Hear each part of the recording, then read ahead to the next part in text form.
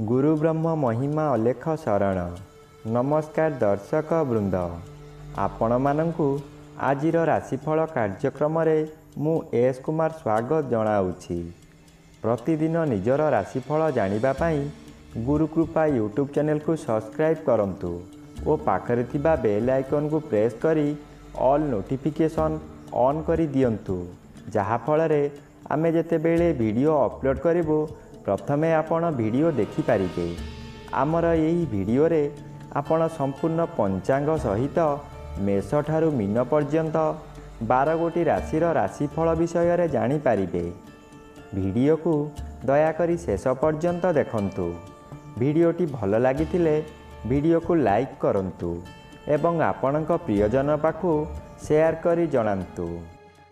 एबे आसंतु जानिबा आज दिनर संपूर्ण पंचांग विषय। आज 2024 मसीहा नवेम्बर मास 29 तारिख शुक्रवार, दिल्ली स्वराब्द सन 1432 साल, स्वाधीन भारताब्द 78 वर्ष, महिमाद 197 वर्ष। उत्कल गजपति श्री श्री गजपति दिव्यसिंहदेव महाराजांकर 68 अंक। चौरस्व मार्गशीर मास 14 दिन, चांद्रमते मार्गशीर कृष्णपक्ष त्रयोदशी तिथि, दिबा 8 घंटा 8 मिनिट पर्यंत। एहा परे चतुर्दशी तिथि। आजिर सूर्योदय विरजा क्षेत्र को 6 घंटा 5 मिनिट, बिछा लग्न 2 दंड 21 लिता गते उदय। आजिर सूर्यास्त विरजा क्षेत्र को 5 घंटा वृष लग्न 2 दंड 10 लिता गते अस्त। आज तुला चंद्र 60 दंड, स्वाति नक्षत्र दिबा 10 घंटा 33 मिनिट पर्यंत। एहा परे विशाखा नक्षत्र। आज जन्मित शिशुर तुला राशि, वैश्यवर्ण देवगण, दिबा 10 घंटा 33 मिनिट गते दानवगण। आज मृत व्यक्तिर दिबा 10 घंटा 33 मिनिट गते एकपाद पुष्कर दोष। निषिद्ध खाद्य आज बाईगण भोजन निषेध अटे। दिबा 8 घंटा 8 मिनिट गते बिरी भोजन निषेध अटे। आजिर अमृत जोग प्रातरु दिबा 6 घंटा 53 मिनिट मध्य, दिबा 7 घंटा 41 मिनिट गते 10 घंटा 5 मिनिट मध्य, दिबा 11 घंटा 29 मिनिट गते अपराह्न 3 घंटा 41 मिनिट मध्य, संध्या 5 घंटा 48 मिनिट गते रात्रि 9 घंटा मध्य, रात्रि 11 घंटा 24 मिनिट गते 2 घंटा 36 मिनिट मध्य एवं शेष रात्रि 3 घंटा 26 मिनिट गते 6 घंटा 6 मिनिट मध्य। आजिर महेंद्र जोग नाही। आजिर काल बेला एवं 12 बेला, दिबा 8 घंटा 36 मिनिट गते अपराह्न 4 घंटा 5 मिनिट मध्य। आजिर काल रात्रि रात्रि 9 घंटा 31 मिनिट गते 11 घंटा 25 मिनिट मध्य। आजिर राहु काल पूर्वाह्न 10 घंटा 30 मिनिट ठारू मध्याह्न 12 घंटा मध्य। आजिर घात चंद्र नाही।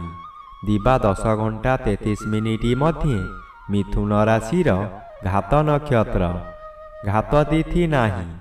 बिछा राशि, धनु राशि और मीन राशिर घात बार। प्रिय बंधुगण, एबे आसंतु जानिबा मेष ठारू मीन पर्यंत 12 गोटी राशिर राशिफल विषय रे।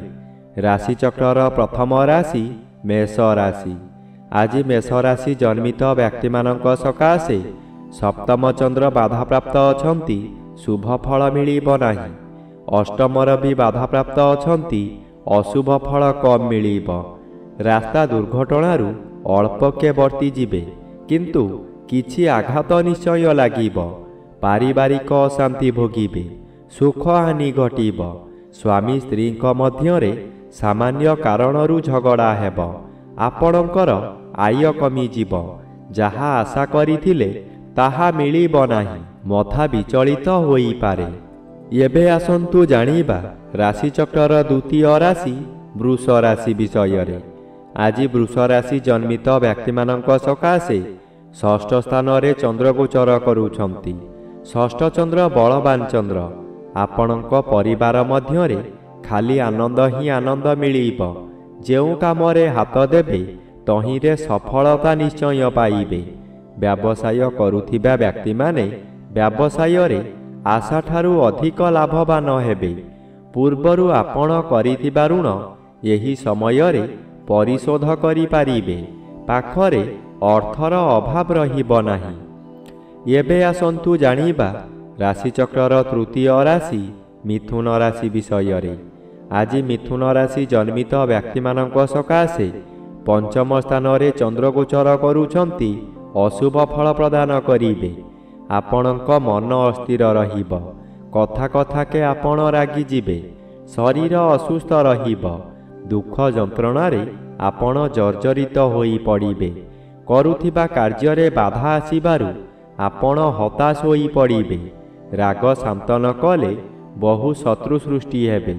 ପରିବାରରେ ପିଲାମାନେ ଅମାନିଆ ହୋଇଯିବେ। ଏବେ ଆସନ୍ତୁ ଜାଣିବା ରାଶିଚକ୍ରର ଚତୁର୍ଥ ରାଶି କର୍କଟ ରାଶି ବିଷୟରେ।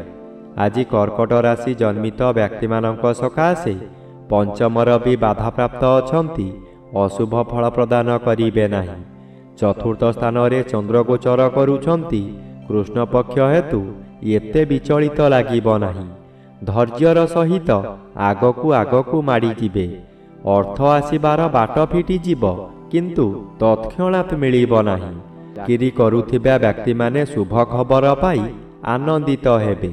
ଚତୁର୍ଥ ସ୍ଥାନ ବିଦ୍ୟାସ୍ଥାନ ଓ ମାତୃସ୍ଥାନ ହୋଇଥିବାରୁ ମାତୃ ସହିତ କିଛି କଥା କଟାକଟି ହୋଇପାରେ।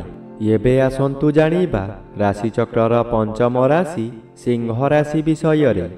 ଆଜି ସିଂହ ରାଶି ଜନ୍ମିତ ବ୍ୟକ୍ତିମାନଙ୍କ ସକାଶେ ତୃତୀୟ ସ୍ଥାନରେ ଚନ୍ଦ୍ରଗୋଚର କରୁଛନ୍ତି। ତୃତୀୟ ଚନ୍ଦ୍ର ବଳବାନ ଚନ୍ଦ୍ର। ଏହି ଚନ୍ଦ୍ର ଚଳନ ସମୟରେ ଆପଣଙ୍କର ସ୍ୱାସ୍ଥ୍ୟରେ ଉନ୍ନତି ଘଟିବ। ପୂର୍ବରୁ ଥିବା ରୋଗମାନ ଅପସରି ଯିବ। ଶରୀରର ତେଜ ବୃଦ୍ଧି ହେବ। ଯେଉଁ କାର୍ଯ୍ୟ କରିବାକୁ ଚାହିଁବେ ତହିଁରେ ସଫଳତା ଲାଭ କରିବେ।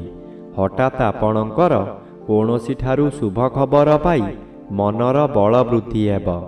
ବ୍ୟବସାୟରେ ଅଧିକ ଲାଭବାନ ହେବେ। ଏବେ ଆସନ୍ତୁ ଜାଣିବା ରାଶିଚକ୍ରର ଷଷ୍ଠ ରାଶି କନ୍ୟା ରାଶି ବିଷୟରେ।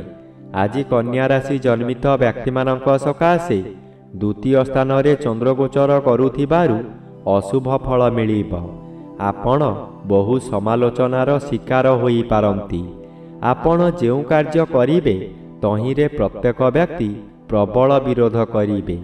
ଏହି ସମୟରେ ନାସା କର୍ଣ୍ଣ ଚକ୍ଷୁ ଆଦିରେ ଆଘାତ ଲାଗିପାରେ। ସାମାନ୍ୟ କଥାରେ ଆପଣ ଉତ୍ତେଜିତ ହୋଇଯିବେ। ନିଜ ଜିଦ୍ ରଖିବାକୁ ଯାଇ ବହୁତ ଅର୍ଥହାନି କରିବେ। ଏବେ ଆସନ୍ତୁ ଜାଣିବା ରାଶିଚକ୍ରର ସପ୍ତମ ରାଶି ତୁଳା ରାଶି ବିଷୟରେ।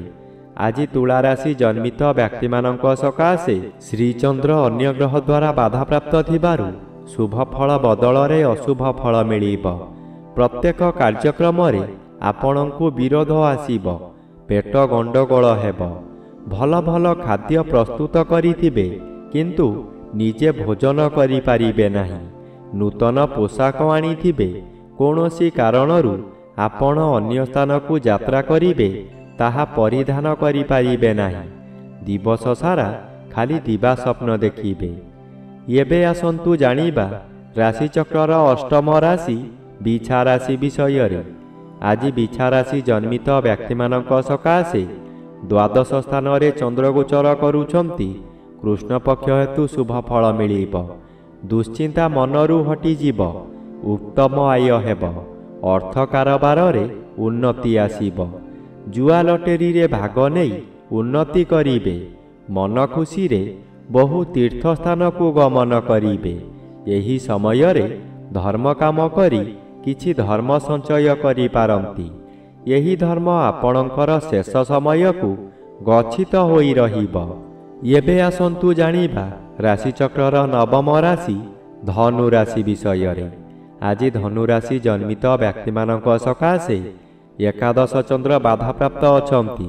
ଶୁଭ ଫଳ ବଦଳରେ ଅଶୁଭ ଫଳ ମିଳିବ।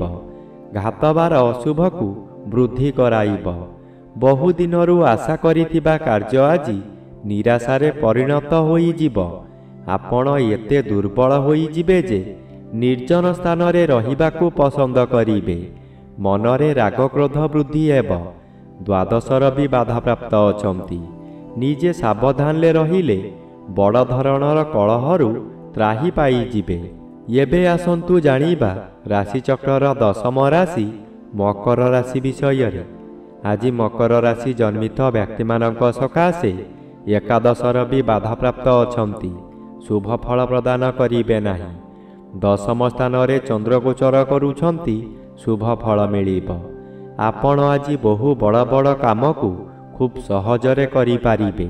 ଉଚ୍ଚ ସମ୍ମାନର ଅଧିକାରୀ ହୋଇପାରନ୍ତି। ପୂର୍ବରୁ ଯାହା ଚାହୁଁଥିଲେ ତାହା ଆଜି ପୂରଣ କରିବାରେ ସଫଳ ହେବେ।